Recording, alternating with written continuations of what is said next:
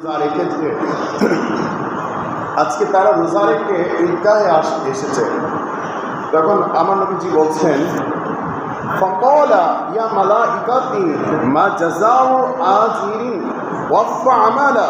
তিনি বলেন, আমার ফেরেশতারা বলো তো, যে বান্দা দায়িত্ব পরিপূর্ণ করেছে, অর্থাৎ এই 30 দিন ব্যাপী কোনো মিথ্যা কথা বলে নাই, কোনো নারীর সাথে জেনা করে নাই, কোনো মিথ্যা কথা বলে নাই, মালের মধ্যে চাইলেও ভেজাল দিতে পারত, ওজনে কম দিতে পারত, কারো থেকে অসৎ উপায়ে বেশি অর্থ নিতে পারত, জুলুম করতে পারত, সকাল থেকে যে সূর্য অস্ত পর্যন্ত এই যে সময়টা, সুবে সাদিক থেকে ইফতারি পর্যন্ত যে সময়টা ব্যবধান ছিল, ওই সময়ের ব্যবধানে যে তারা আহার থেকে বিরত ছিল, ওই সময় তারা যদি কেউ গোপনে খেয়েও ফেলত, কেউ দেখতো না।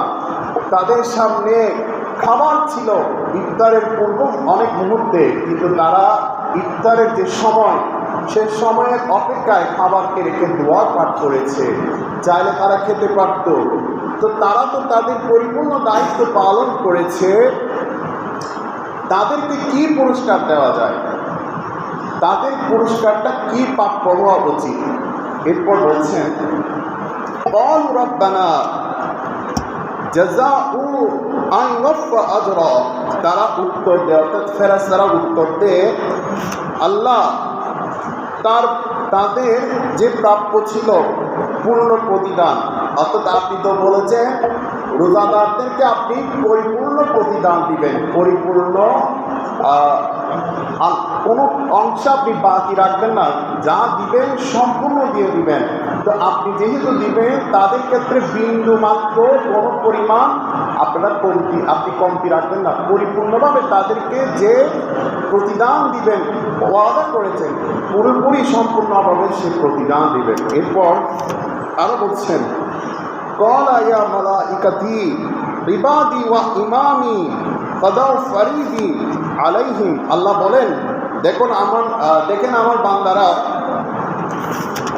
ফেরেশতারা দেখো আমার বান্দারা আমার হুকুম পালন করে তাদের দায়িত্ব সম্পূর্ণ করেছেন, অর্থাৎ তারা পরিপূর্ণ, সে প্রথম রমজান থেকে 30 রমজান পর্যন্ত তারা রোজা, সাহারি, ইফতারি, তারাবি, যতগুলো সুন্নাহ আমল রয়েছে সবগুলো তারা পরিপূর্ণভাবে পালন করেছে।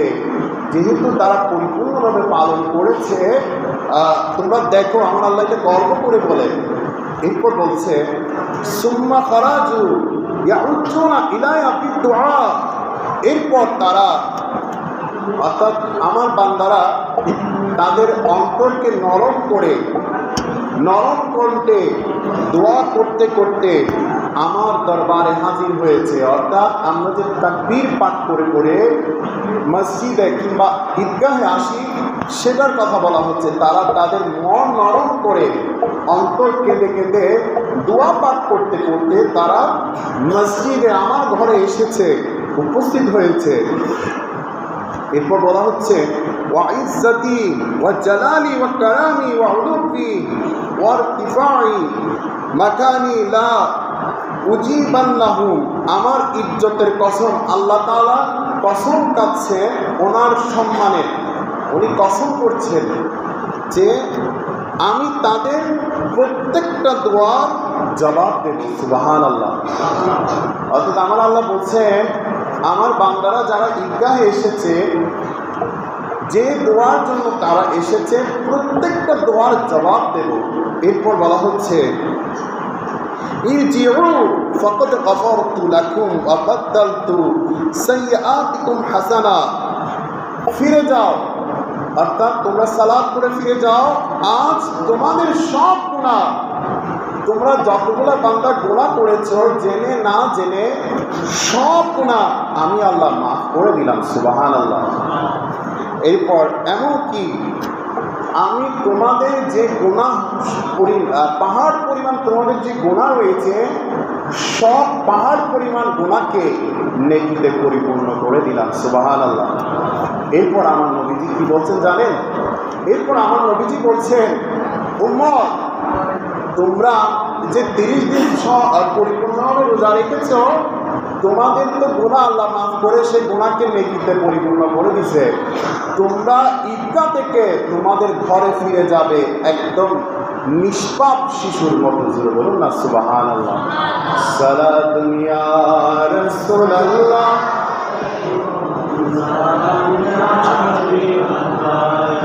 আশকে মসনদে रिफ़ात रसूलुल्लाह की देखनी है हशर में इज्जत रसूलुल्लाह की सारा दुनिया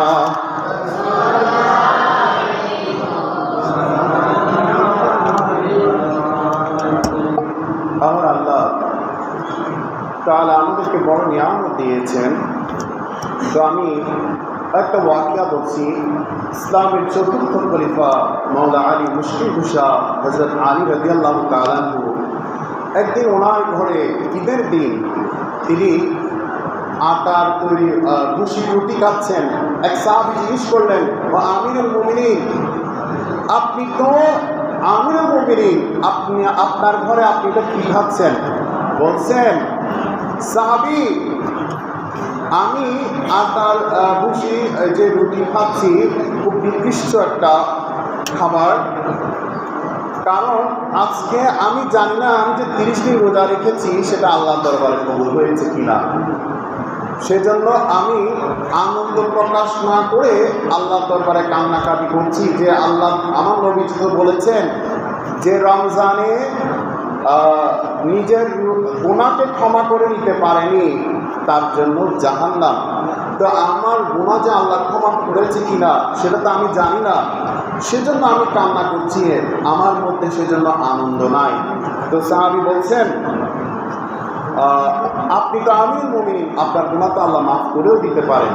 তো বলছে আমার গুনাহ মাফ করেছে কিনা সেটা আমি জানি না, তবে তিনি একটা কথা বলেছেন, ঈদ তাদের জন্য প্রতিদিন, যারা তাদের জন্য প্রতিটা সময়, প্রতিটা মুহূর্ত, প্রতিটা দিন ঈদ হবে যারা আল্লাহর নাফরমানি করবে না। সুবহানাল্লাহ। তাই এই আনন্দের দিন আল্লাহ তাআলার কাছে যাদের দোয়া, রোজা, সাহারি, ইফতারি কবুল হয়েছে তাদের জন্য এই ঈদটা ঈদের মতো আনন্দ উপভোগ করবেন। তো আল্লাহ তাআলা কোরআনুল কারীমে বলছেন, আমি যে আয়াতে কারিমা তিলাওয়াত করেছি, قد أفلح من تزكى, قد أفلح, নিশ্চয় সে সাফল্য পেল, সে সফল হলো, সে পরীক্ষায় পাশ করলো। মা তাযাক্কা, সে পবিত্র হলো। যাকওয়া যাকর আসমা রাব্বিহি, এবং নিজের রবের নাম স্মরণ করেছে। ফাসাল্লা, তারপর নামাজ পড়েছে। তো এখানে তাযাক্কা দ্বারা বলা হচ্ছে সদকায়ে ফিতরের উদ্দেশ্যে, অর্থাৎ তোমরা ঈদগাহে আসার পূর্বে তোমাদের রমজানে যে রোজা রেখেছো, রোজা রেখে হয়তো অনেক সময় ভুলে ক্রমে মিথ্যা কথা বলে ফেলেছো, গুনাহ করে ফেলেছো, মনের অজান্তে অনেক খারাপ কিছু করেছো। এই খারাপ কিছু, এই যে অপবিত্র তোমার গায়ে তোমার রোজার সাথে লেগে গিয়েছে, সেটা পবিত্র করার জন্য তোমরা ঈদগাহে আসার পূর্বে সদকাতুল ফিতর দিয়ে দেবে। তো এই তাযাক্কা দ্বারা আল্লাহ তাআলা কোরআনুল কারীমে এটাই বলছে।